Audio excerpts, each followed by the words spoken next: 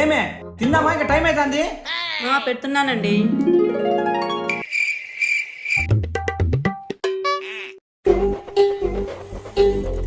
ఏయ్ ప్రశు ఏడే? వాడు మళ్ళీ తింటాలేండి. అందరూ కలిసి తింటానప్పుడు వాడేం రాకుండా.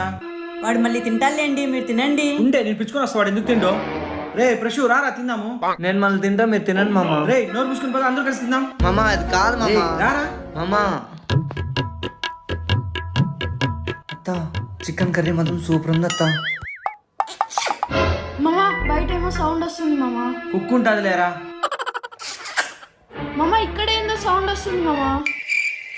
రే ఎందుకోసం తెరా సాగు? చెప్పినా కదండి.